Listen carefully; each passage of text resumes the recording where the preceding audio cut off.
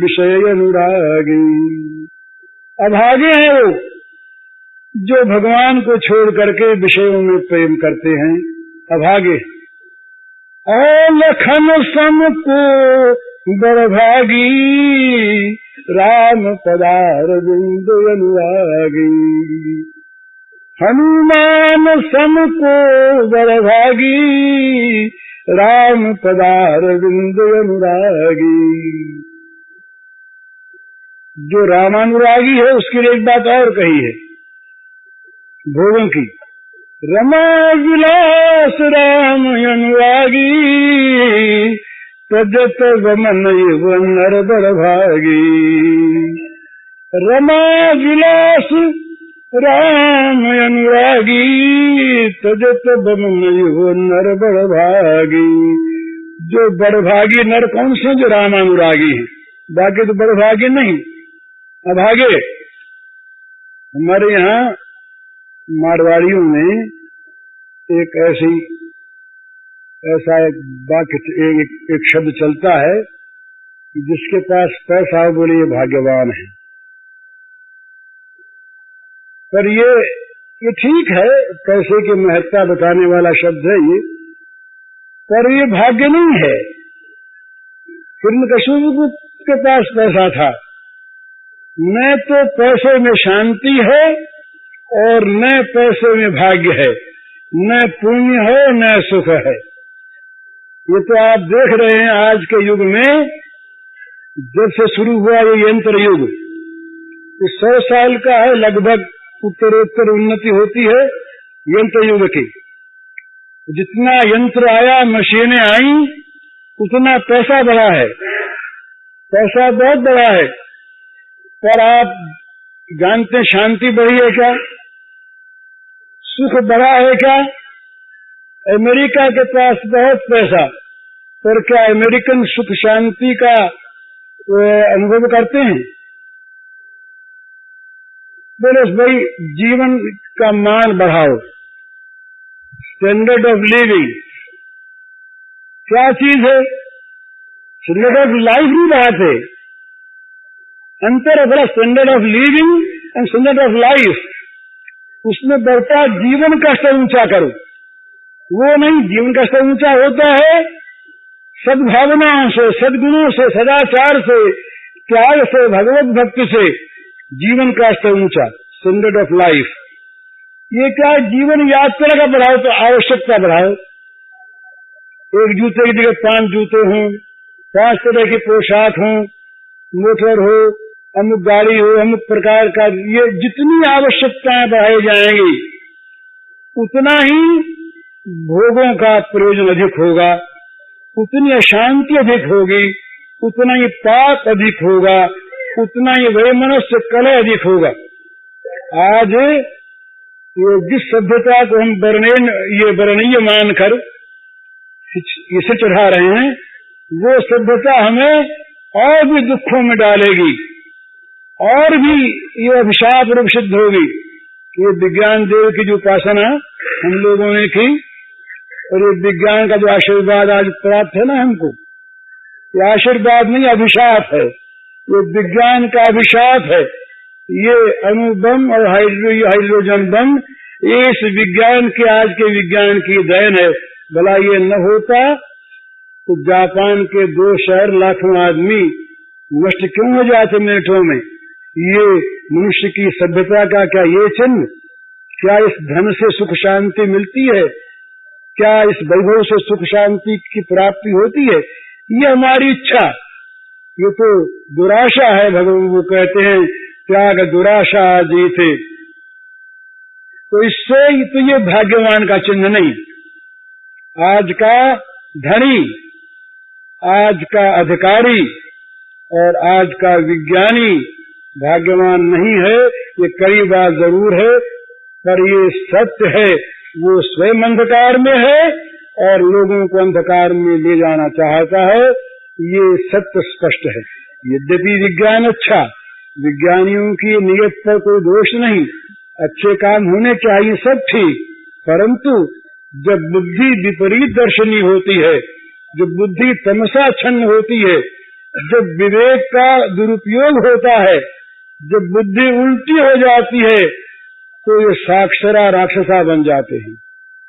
साक्षरा उल्टा के पढ़िए, साक्षरा अक्षर वाले पढ़े लिखे विद्वान लोग, ये अगर उल्ट जाए तो क्या होगा? साक्षरा राक्षसा।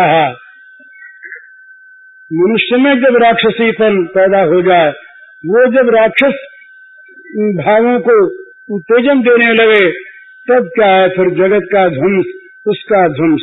तो वो भाग्यवान नहीं तो भाग्यवान कौन? रमा विलास राम अनुरागी, बजत बमन नर भागी। जो रामानुरागी हैं, वो रमा के विलास का त्याग करते कैसे? वमन युव, उल्टी करके, जैसे आदमी उसको नहीं झांकता, इस प्रकार से वो उस तरफ झांकते नहीं, उल्टी। ये हम लोगों को तो ये बुद्धि में ये हो रहा है ना।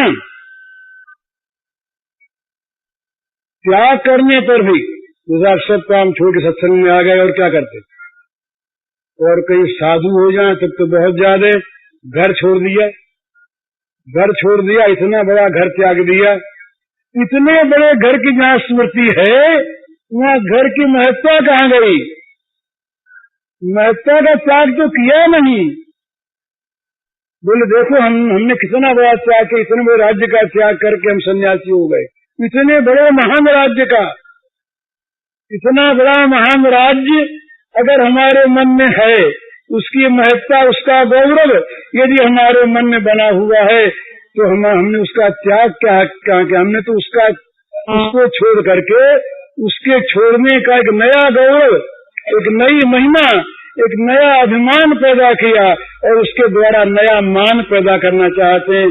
जगत कहे कितना बड़ा आदमी था और कितना बड़ा त्यागी है, इसने कितना महान त्याग किया, ये हम सुनना चाहते हैं, चाहे कान से, चाहे लेखनी से, चाहे इतिहास से। कितना बड़ा महान त्याग किया, उसमें त्याग नहीं। त्याग तो वहां पर है जहां पर या तो उसकी सत्ता नहीं, और या सत्ता यदि है तो नगण्य सत्ता है, तुच्छ सत्ता है। विषयान विश्व त्यज, विष बुद्धि, मल बुद्धि, नगण्य बुद्धि, तुच्छ बुद्धि, अथवा असत बुद्धि, ये जब हो जाए तब असली त्याग। तो भगवान के लिए जब त्याग होता है ना, तो असली त्याग होता है। तो चीज चाहे रहे, फिर ये मौगली रहता है, क्योंकि वो तो विशुद्ध पूजा की सामग्री बन जाती। ये भोगों के दो रूप हैं। जब तक भोग अपने भोग की सामग्री है, तब तक विष रूप है, और वही भोग जो भगवान के पूजा की सामग्री बन जाते हैं, तो पूजा करने के बाद प्रसाद बन जाते हैं। यज्ञावशेष, सारे पापों का नाश करने वाला, यज्ञ शिष्टा संतो मुच्यन्ते सर्व किल विषयी। तो भोगों के दो रूप हैं, भगवान के समर्पित भोग और अपने इंद्रियों को सुख देने के लिए प्राप्त होने वाले भोग। दोनों ही भोग हैं। तो एक हम भोग लगाते हैं, असली भोग तो वो है भगवान के, जिसका भोग लग गया वो भोग, नहीं तो रोग। भगवान के बिना जो भोग है वो रोग है। भोग रोग जग जीवन भाव। तो ये सीता जी ने कहा कि राम के बिना जो भोग है, ये तत्व है। राम के बिना का भोग क्या है? तो रोग है। राम के बिना का जो जीवन है वो तो भार जीवन है, वो जीवन कैसा है? तो इसी प्रकार से जमजासना सरिस संसाऊ, यमजासना और क्या है? तुलसीदास महाराज ने कहा कि तेनर नरक रूप जीवस जग भय भंजन पद विमुखा भागी। वो स्वयं नरक का भोग करते हैं रात दिन, चाहे वो धनी हूँ, चाहे वो राजा हूँ, चाहे वो अधिकारी हूँ, चाहे बड़े महात्मा माने जाते हूँ। जब तक मन में भोग की आसक्ति है, भोग पर आस्था है, भगवान की विस्मृति है, तब तक उनका जीवन नरक रूप है। नरक रूप जीते हैं और पास आने वालों को नरक की पीड़ा, नरक की दुर्गंध दे देते हैं। और वो अभागे। तो भाग्यवान वो जिसका मन भगवान लगे, भाग्यवान वो जो भक्त, भक्त वो जो भगवान में अनुरक्त, और भगवान में अनुरक्त वो जिसकी जगत में कहीं अनुरक्ति रही नहीं, सारे विषयों का भगवान के चरणों में समर्पण करके, जो अपने लिए किसी भोग की आकांक्षा को मन में रखता ही नहीं, अपना कोई भोग जिसके मन में रहता ही नहीं, वो भगवान का भक्त। तो इस प्रकार का हम भगवान का, इस प्रकार के हम भगवान के भक्त बने, इसकी पहले तो चाह होनी चाहिए। इसमें विशेषता और है, ये भक्त बनने पर सारे गुण अपने आप आते हैं। बड़ा एक दूसरी चीज है ये, एक तो गुणों को अर्जन करके हम भक्ति पैदा करें, और एक भक्ति आने तो सारे गुण आ जाएं। तो ये कई तरह के साधन के तरीके हैं। एक वो तरीका है जिसमें गुणों का अर्जन करो, पहले अधिकार प्राप्त करो पहले, उसके बाद वो चीज तुम्हारे पास आवेगी। एक वो कि तुम्हारी चाह ही तुम्हारा अधिकार है, तुम्हारी चाह ही तुम्हारा अधिकार है। तुम उस वस्तु के अनन्य चाह मन में पैदा कर लो, वो मिल जाएगी, उसको मिलती सारे गुण अपने आप आ जाएंगे। तो भक्ति में ये विशेषता है, भक्ति में पहले गुणार्जन की आवश्यकता नहीं है, भक्ति में तो भगवान के प्रति अनुरक्ति की आवश्यकता है। हम जैसे भी हैं, बुरे हैं, भले हैं, पापी हैं, दीन हैं, हीन हैं, और हम तुम्हारे हैं, और इन सारे दोषों को दूर करने की तुम में ताकत है। तू दयालु दीन हो, तू दानी हो भिखारी हो, प्रसिद्ध पातकी पर तू पाप पुंजहारी है। जीव हूँ तू ब्रह्म है, तू स्वामी मैं चेरो। सब प्रकार से उनके साथ हमारा संबंध हो सकता है। उन्होंने ऐसा इस भक्ति में, इस शरणागति में इस प्रकार की सुंदर चीज है कि भगवान ने सबके लिए रास्ता खोल दिया। ये पिशु पाप यो नया मनता से बात करते, ये पिशु पाप कोई कैसा भी हो, वो अगर चाहे कि मैं तुम्हारा बनना चाहता हूँ, वो कहते हैं बनना चाहते हो, बोले हाँ चाहता हूँ, ठीक चाहते हो, हाँ भगवान ने देख लिया चाहता है, आ जाओ गोद में। और जहाँ भगवान ने स्पर्श किया, चाहना ही स्पर्श करना है, चाहना ही सम्मुख होना है, सामने आया तो बस सम्मुख हो जीव मुहि जगही कोटि जन्म यगना सही तबही।